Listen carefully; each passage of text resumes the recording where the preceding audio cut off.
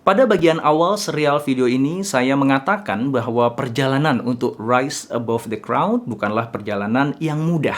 Sebagai seorang mentor, trainer, coach, pengusaha, maupun sebagai pimpinan perusahaan, saya menemukan banyak orang yang menyerah sebelum bertanding. Juga mereka yang awalnya melangkah dengan gagah berani, tapi sejurus kemudian berhenti dan memutuskan untuk kembali menjadi crowd. Namun demikian, saya juga menemukan orang-orang yang setelah menempuh perjuangan yang panjang, akhirnya berhasil rise above the crowd. Sayangnya, sebagian dari mereka kemudian berhenti berjuang, sehingga akhirnya terperosok dan masuk kembali ke dalam kerumunan.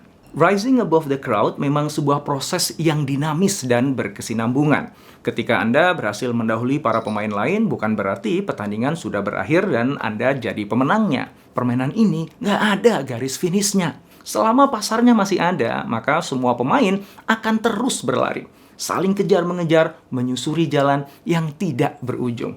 Catatan sejarah dipenuhi oleh orang-orang dan perusahaan-perusahaan hebat yang berhasil merajai pasar dan karenanya dielulukan oleh banyak orang. Tapi beberapa waktu kemudian, mereka nggak kedengeran lagi suaranya. Mereka tenggelam dan mati oleh ketenarannya sendiri. Saya berharap Anda tidak berakhir seperti mereka. Saya berharap Anda akan terus rise, dan rise. Lalu, bagaimana caranya agar Anda dapat mengamankan perjalanan Anda menuju puncak? Yuk, kita cari tahu jawabannya.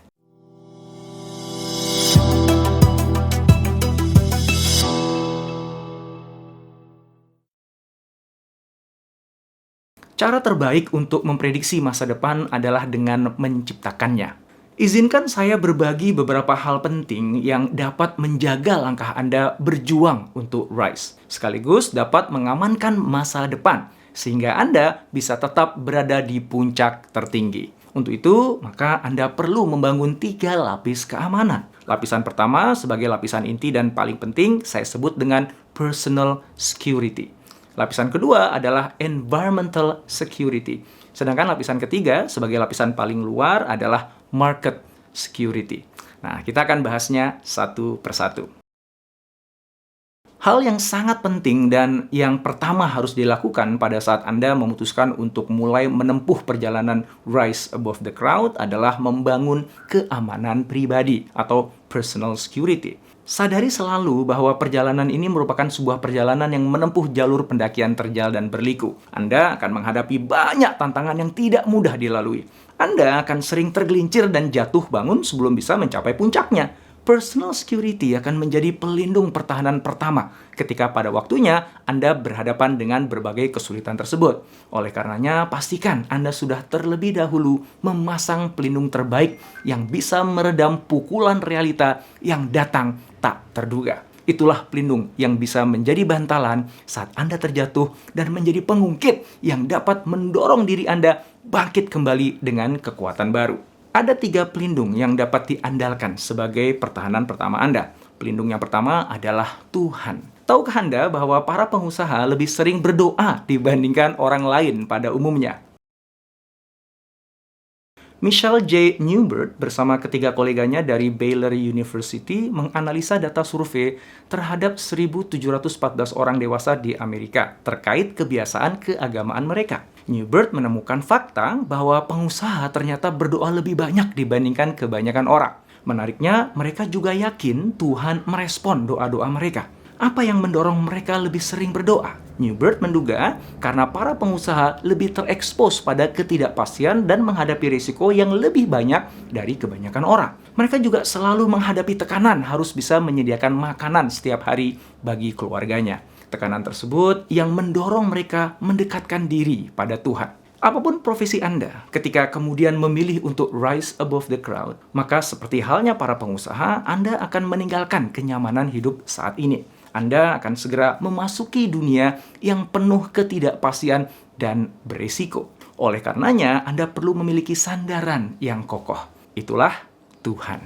Menurut Newbert, keyakinan pada Tuhan telah membuat para pengusaha memiliki kepercayaan diri yang lebih tinggi dibandingkan kebanyakan orang. Banyak penelitian lain yang mendukung pendapat Newbert ini. Salah satunya adalah hasil penelitian yang dilakukan oleh Froma Walsh, pendiri Chicago Center for Family Health. Walsh menemukan kenyataan bahwa keyakinan dan spiritualitas merupakan sumber daya vital yang bisa membangun ketahanan diri seseorang untuk bangkit di atas berbagai kesulitan hidup. Saya sependapat sepenuhnya dengan kesimpulan kedua peneliti tadi. Sandaran terbaik pada saat kita mengalami kesulitan hidup, karir maupun usaha adalah Tuhan. Ketika kita sandarkan segalanya pada Tuhan, Zat yang Maha Perkasa yang selalu melindungi hamba-Nya, maka apalagi yang perlu kita takutkan? Jelas berbeda dengan manusia, Tuhan tidak akan mengkhianati kita. Dia akan selalu adil dan pemurah. Dia akan selalu hadir untuk mereka yang membutuhkannya. Ketika kita mendekat satu langkah, maka Dia akan datang kepada kita 2 langkah.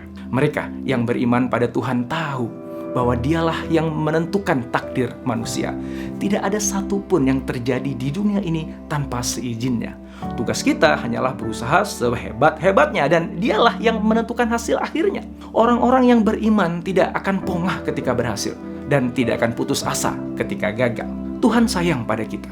Dia akan menguji kita sepanjang jalan sekaligus akan memberikan semua sumber daya yang kita perlukan untuk bisa melampaui semua ujian itu. Ketika Anda menyadari bahwa kegagalan atau keberhasilan merupakan cara Tuhan menuntun kita untuk naik kelas yang lebih tinggi, maka apalagi yang akan menghambat kita untuk terus bergerak maju? Maka, mulai sekarang, mari sandarkan perjuangan kita untuk rise above the crowd pada Tuhan. Jadikan Tuhan sebagai pelindung pertama sekaligus pemandu perjalanan kita. Hadirkan Dia pada setiap langkah kaki kita menuju puncak tertinggi. Pelindung kedua yang bisa menghadirkan keamanan pribadi adalah pasangan Anda. Brittany C. Solomon dan Joshua J. Jackson dari Washington University melakukan sebuah penelitian yang melibatkan 4.544 pasangan menikah di Australia. Penelitian ini dilakukan untuk melihat dampak dari karakteristik seorang istri atau suami terhadap perkembangan karir pasangannya.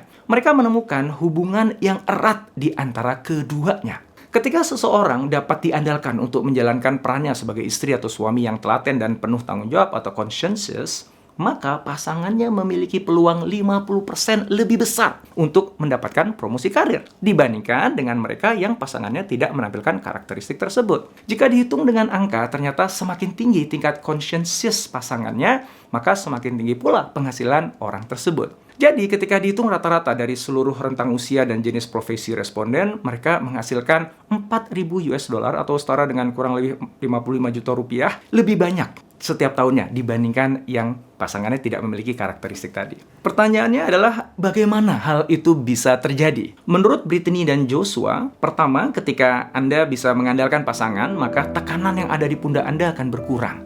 Dengan begitu, Anda bisa lebih berkonsentrasi pada pekerjaan. Yang kedua, ketika mereka berbahagia dengan pernikahannya, mereka akan memiliki mental energi yang lebih besar untuk menghadapi tantangan apapun yang muncul di dalam pekerjaannya. Ketiga, sikap dan perilaku positif yang ditunjukkan oleh istri atau suami tanpa disadari akan menular pada pasangannya. Saya adalah suami dari seorang istri yang bisa diandalkan. Tanpa peran dia, saya nggak yakin akan bisa rise hingga saat ini. Selama dirinya mendampingi saya, maka saya lebih percaya diri untuk bisa rise lebih tinggi lagi. Insya Allah, bersama dia, saya akan hadapi apapun tantangan dan ujian yang ada di depan saya nanti. Bagaimana jika kenyataannya pasangan Anda tidak memiliki karakteristik seperti itu? Yang pasti, jangan jadikan kenyataan tersebut sebagai pembenaran atas kondisi Anda saat ini ya. Hal itu jauh dari maksud saya memaparkan hasil penelitian tadi. Saya bermaksud mengajak Anda serius berinvestasi pada pasangan hidup Anda. Anda harus mau capek, berkorban waktu, tenaga, pikiran, emosi, dan bahkan juga uang untuk mendidik dirinya. Anda juga harus selalu menyadari ya bahwa semua itu perlu waktu, sebab pertumbuhan seseorang nggak bisa dikarbit. Kesabaran dan cinta kasih Anda adalah bahan bakarnya. Tentu saja Anda harus bisa menjadi teladan dulu. Jangan berharap bisa memiliki pasangan yang bisa diandalkan ketika Anda sendiri nggak bisa diandalkan dia. Jangan tuntut dirinya untuk berubah sebelum Anda mengubah diri Anda terlebih dahulu. Jadilah pasangan yang terbaik baginya. Niscaya dia akan menjadi pasangan yang terbaik bagi Anda. Sedangkan bagi Anda yang belum menikah, jadikanlah orang tua Anda sebagai pelindung kedua. Berikan semua yang terbaik kepada mereka dan bahagiakanlah mereka. Anda selalu ada ketika mereka membutuhkan Anda. Mintalah restu kepada mereka sebelum memulai perjalanan untuk rise. Mohonlah doa mereka dan mintalah kesediaannya untuk selalu mengingatkan ketika Anda lengah dan mengangkat semangat Anda ketika sedang terpuruk. Pelindung ketiga yang bisa menjadi pengaman pribadi tentu saja diri Anda sendiri. Pada akhirnya, ketika segala sesuatu berjalan tidak sesuai rencana, ketika kegagalan datang bertubi-tubi seperti kartu domino yang tengah berjatuhan, ketika langit runtuh di atas kepala dan bumi robek di bawah kaki, Andalah yang harus menghadapinya. Bukan pasangan Anda, bukan pula Tuhan. Tentu saja pasangan Anda akan berada di samping Anda, sedangkan Tuhan akan selalu mengawasi Anda. Namun demikian, tetap saja Andalah yang harus menghadapinya. Jika Anda sendiri lemah, maka bumi yang robek tadi akan menarik Anda hingga tenggelam ke dasarnya. Pada saat itu, pasangan Anda nggak bisa berbuat apa-apa. Hukum Tuhan atau sunatullah akan berlaku. Oleh karena itu, perkuatlah diri Anda. Tempa mental Anda dan fokuskan pikiran Anda serta latih kemahiran Anda. Jangan lupa untuk terus menjaga motivasi diri Anda. Ingat selalu purpose Anda sebagai alasan kuat yang mendorong Anda memulai perjalanan untuk rise above the crowd. Itulah alasan yang Anda jadikan sebagai bahan bakar untuk terus naik sampai ke puncak tertinggi. Selain itu, Anda harus mau berinvestasi untuk diri Anda sendiri. Ikutilah pelatihan, workshop, atau seminar yang sesuai kebutuhan Anda. Milikilah seorang coach atau mentor profesional yang bisa menuntun serta membantu Anda menemukan jalan keluar dari setiap tantangan yang menghadang. Setiap saat, hidupkan sugesti positif di dalam diri Anda. Program pikiran bawah sadar Anda agar selalu membawa Anda pada kondisi yang terbaik. Anda bisa melakukan apa yang disebut dengan lucid dreaming. Sebuah kondisi ketika Anda sedang seperti bermimpi, tetapi di dalam mimpi itu Anda mampu mengendalikan diri. Hal itu mirip seperti teknik visualisasi yang Anda lakukan ketika berada dalam kondisi relaksasi dalam. Daniel R. Lacher dari The University of Bern, Switzerland, dalam penelitiannya berhasil membuktikan bahwa pada saat Anda melatih sebuah keterampilan tertentu sewaktu melakukan lucid dreaming, maka ketika terbangun di dunia nyata, Anda akan memiliki keterampilan tersebut. Oleh karenanya, sering-sering Anda membayangkan diri Anda mampu menghadapi setiap kesulitan yang menghadang. Bayangkan Anda memiliki semua kemampuan untuk menjawab setiap tantangan yang ada. Bayangkanlah, perlahan tapi pasti Anda terus bergerak naik, rise above the crowd, hingga puncak tertinggi. Selain itu, tentu saja, jangan lupa untuk menikmati hidup dan merayakan kemenangan-kemenangan kecil yang berhasil Anda capai di sepanjang perjalanan. Jangan hanya selalu kerja dan kerja, karena Anda perlu melakukan pit stop. Berhenti sejenak untuk mengisi kembali tangki emosi dan fisik Anda. Ambil liburan bersama keluarga dan bahagiakanlah mereka. Niscaya Anda akan kembali bertanding dalam kondisi fisik maupun mental yang jauh lebih baik. Jalani kebiasaan hidup sehat, berolahraga, makan makanan sehat secara teratur, dan juga tidur yang cukup. Ingat ya, bahwa Anda sedang mengikuti perlombaan maraton. Anda perlu stamina kuat yang konsisten untuk bisa memenangkan pertandingan dan terus menjaga kemenangan Anda dalam jangka panjang. Itulah lapisan keamanan Anda yang pertama untuk menuju puncak tertinggi. Pada video selanjutnya, kita akan membahas lapisan yang kedua, yaitu environmental security. Jika Anda menemukan video ini bermanfaat, silahkan subscribe, like, dan jangan lupa untuk nyalakan notifikasinya.